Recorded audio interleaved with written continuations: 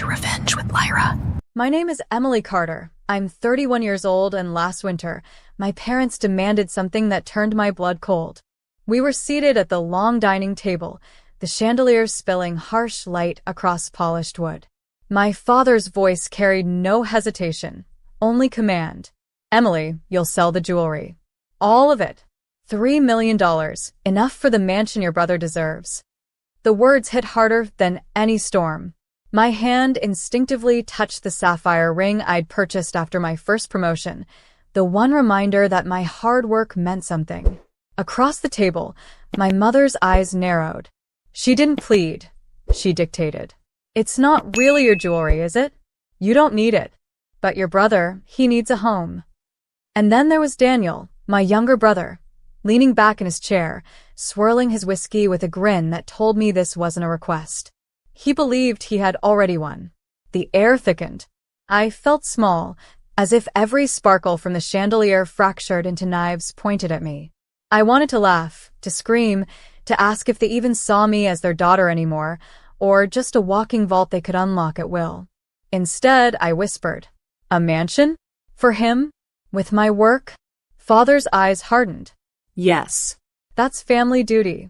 The silence that followed was unbearable, broken only by the ticking of the grandfather clock in the corner. Every tick felt like it was etching the word obedience into my skin. Later that night, I lay awake in my apartment, city lights cutting across the ceiling. My chest ached with a mix of fury and something heavier, grief. Grief for a family that saw me as currency, not blood. And then the thought came, quiet but steady. What happens when family stops being love and becomes ownership? I turned to my laptop, opened the digital vault, and stared at the glittering list of what they wanted to strip from me. The diamonds, the rubies, the emerald sets I had collected with sweat, sacrifice, and silence. They thought they owned my future. But as the city hummed below, I realized I owned something far greater. Because sometimes revenge isn't fire. Sometimes it's glass shattering beneath an auctioneer's hammer. The morning after their demand, I sat at my kitchen counter, staring at my untouched coffee. The steam curled upward like a question mark I couldn't answer. I should have felt defeated.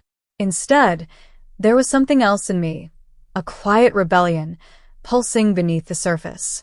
I opened my laptop again, scrolling through the digital inventory of my jewelry.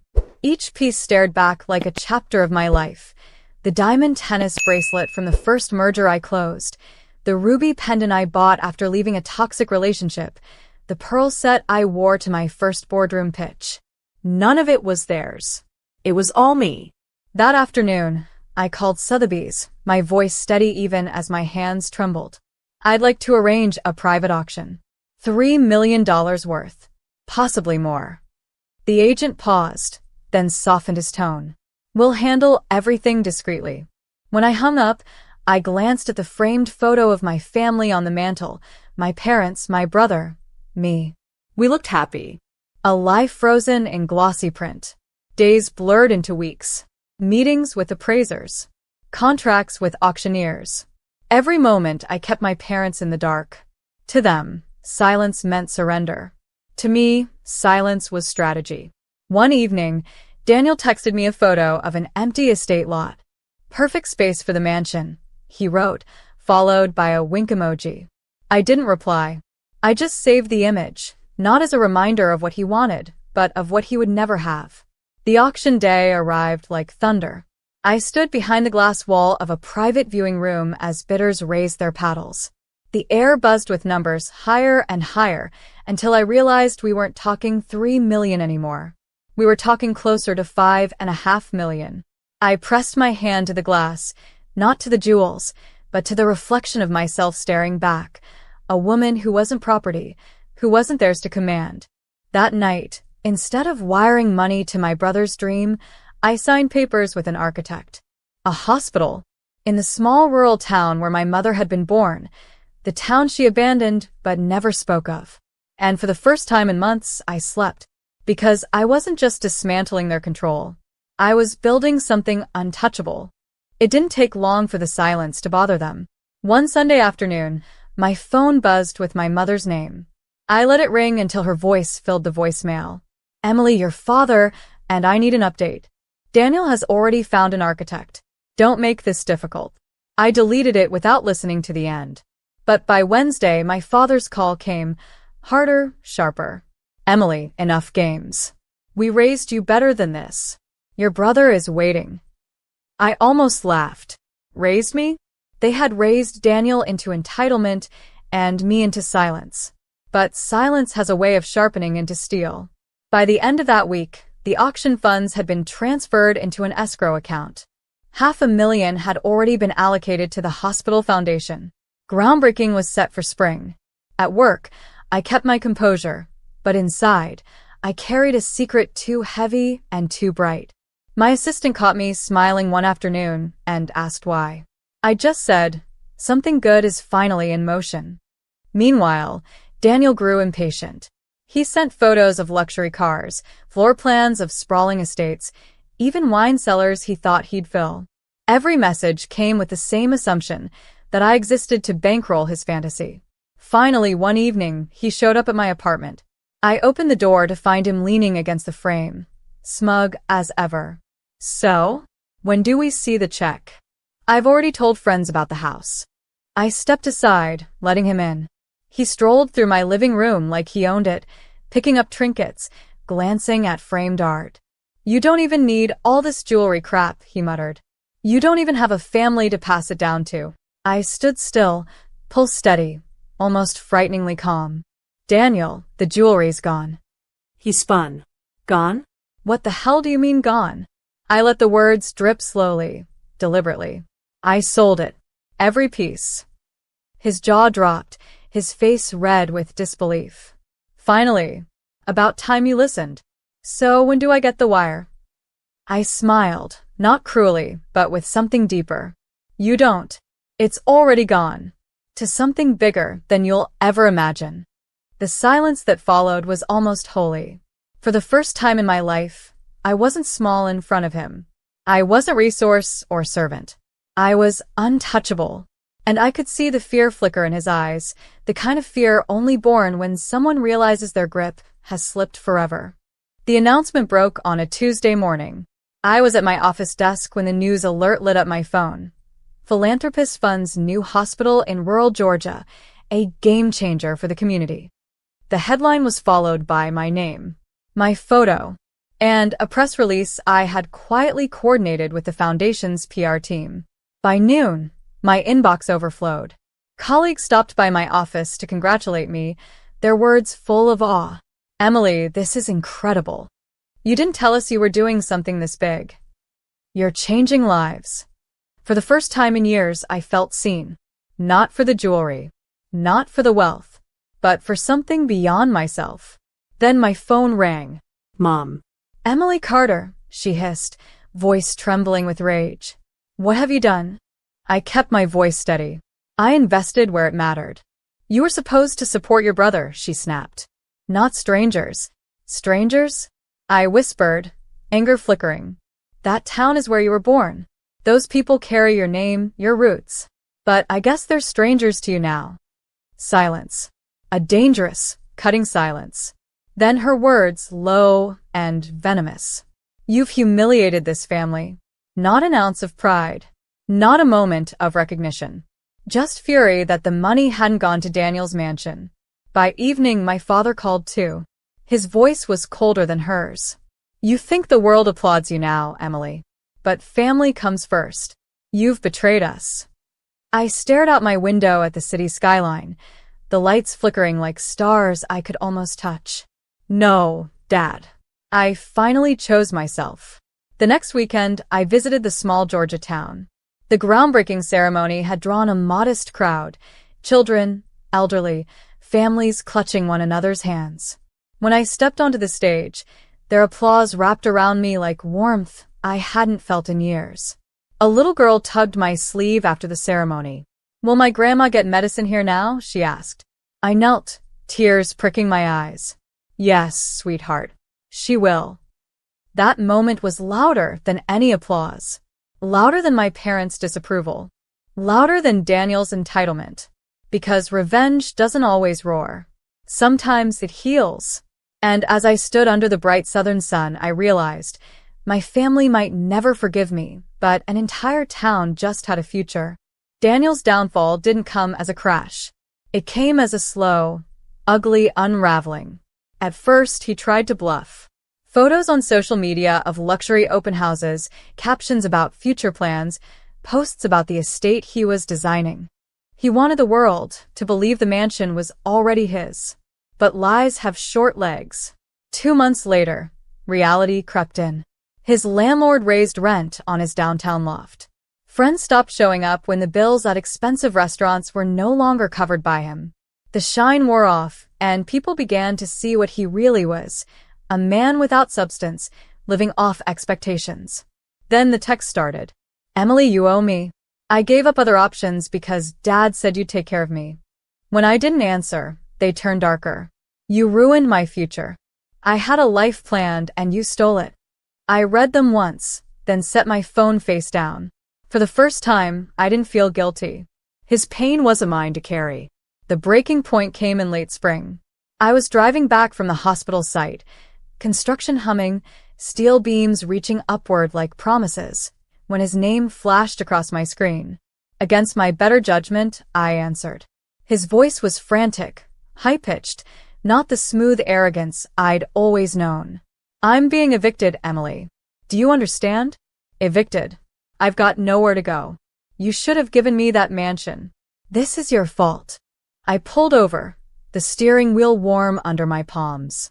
Daniel, you had every chance to build your own life. You chose to wait for mine instead. You think you're better than me now? He screamed. Living saint, building hospitals while your own brother suffers? The words cut, but not the way he wanted. They revealed everything, his view of me, of family, of life. To him, I was never a sister. I was a lifeline he felt entitled to strangle. I let him finish ranting, his voice echoing through the phone like a storm losing its strength. Then I said quietly, No, Daniel. I don't think I'm better than you. I just think I finally stopped being less. And I hung up. That night, I lay in bed staring at the ceiling, listening to the faint hum of city traffic. I thought about the girl who had once whispered yes to everything, who had bent under every demand. She was gone. And in her place was someone Daniel couldn't control anymore. By summer, the hospital was half-built, steel skeleton against a wide blue sky. Every time I visited, locals stopped to shake my hand, to thank me. Their gratitude was a balm. But back in the city, my family's anger grew louder, more public. At a charity gala, my parents cornered me. The ballroom sparkled with chandeliers, champagne glasses clinking, but their faces were storm clouds. My mother's voice was low but sharp enough to slice. You've embarrassed us, Emily. Do you know what people are saying? That you chose strangers over your own blood. I sipped my drink slowly, forcing calm. They're not strangers, Mom. They're people who will finally have care you've never bothered to give. My father's jaw tightened. Do you think you're some kind of hero? You've destroyed Daniel's future. Our family name is a joke. I almost laughed, a bitter, hollow sound. Family name? They were more concerned with appearances than lives being saved. The next morning, it got worse. Daniel, in a fit of spite, went online. He posted a furious rant. My sister auctioned off family heirlooms meant for me. Instead of supporting her brother, she wasted millions on a publicity stunt. I've been left with nothing. The posts spread like wildfire. Old acquaintances, extended relatives, even business contacts messaged me. What's going on? Is this true? For a moment, shame crept in, that old familiar weight pressing on my chest. But then something shifted. The hospital's official page released photos that same day, children playing on the construction site, banners reading Future Home of Hope. Comments poured in, not hate, but gratitude. Thank you, Emily. My father won't have to drive 3 hours for dialysis anymore. My baby will be born here instead of in the back of a car. The contrast was stunning. My family's voice was loud, but the community's voice was louder. Still, at night, I lay awake replaying it all. Their words, his rage, the endless question. Had I gone too far? Had I chosen right? But then I remembered the little girl tugging my sleeve, asking if her grandma would get medicine. And in that memory, the doubt dissolved. Because yes, family blood ran in my veins. But so did choice. And I had chosen to bleed for something bigger. The hospital's glass windows caught the late autumn sun, reflecting gold across the small town. Standing there during the near-completion ceremony, I felt something I hadn't felt in years. Peace. But peace never lasts when family is determined to own you. That evening, as I drove back to the city, my parents were waiting in my apartment lobby. Two figures stiff in tailored coats, their eyes brimming with rehearsed disappointment. "Emily," my father said, his voice booming even in the quiet space, "you've gone far enough. We've spoken to lawyers. That money was family property. You will undo this." My mother chimed in, her tone sharp. "Daniel is living in a one-bedroom apartment because of you. Do you understand how humiliating that is for us? Humiliation. Not concern. Not care. Just reputation." I exhaled slowly, the kind of breath you take before walking into fire. No, Mom. What's humiliating is pretending entitlement is love. Their eyes narrowed, and for the first time, I wasn't afraid. That night, I pulled out a sealed folder from my desk, documents I had quietly prepared months ago. Legal filings, trusts, foundations. Every dollar from the auction had already been locked beyond their reach. The next morning, I delivered the final blow. At the hospital site, under a banner that read, "Built with love, not greed," I signed the official deed transferring the entire hospital to a community trust. Ownership wasn't mine anymore. It was theirs, the people, The town. the patients who would walk those halls. The cameras clicked, reporters asked questions, and I answered with one calm line. This was never about mansions. This was about lives. That evening, my phone erupted. Messages from relatives, cousins, even distant family friends. Half furious, half awestruck. But the one that stood out came from Daniel. "Congrats, Emily. You've ruined me. Are you happy?" I stared at the message, my reflection in the dark screen. And for the first time, I didn't feel anger, or guilt, or sadness. I felt freedom. Because what they never understood was this. I hadn't ruined him. He had done that himself, waiting for a mansion instead of building his own house. All I had done was stop letting him build it on my back. Winter came early that year. Frost edged the windows of the nearly finished hospital, its glass facade gleaming like a jewel against the gray sky. I stood on the front steps during the opening ceremony, bundled in a coat, as townspeople gathered with candles and handmade signs. "Thank you, Emily. Hope lives here now." The ribbon was cut, applause broke out, and I felt something surge inside me. Not triumph, but release. Later that evening, back in my apartment, my phone buzzed again. A message from Daniel, written in all caps, desperation dripping through the screen. "I'm living in a one-bedroom, Emily. Do you get it? A one-bedroom. You took everything from me. You ruined my life." I read it once, then let the phone fall silent on the counter. His voice, my parents' voices, the years of demands, they all felt like echoes now, fading into a distance I no longer had to cross. Instead, I turned on the evening news. The lead story wasn't Daniel, or my family, or their disappointment. It was the hospital. The anchor spoke with warmth, showing footage of construction crews, local families, a child holding up a sign that said, "My grandma will be safe now." I smiled, the kind of smile that doesn't need to be seen, only felt. Revenge hadn't come with shouting, or fire, or winning an argument. It had come with bricks, glass, and healing rooms. It had come with a building that would outlive my parents' scorn and my brother's envy.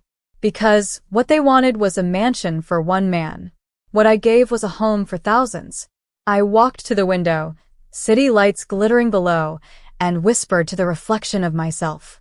They tried to own me. Instead, I built something no one can ever take. The silence that followed wasn't empty.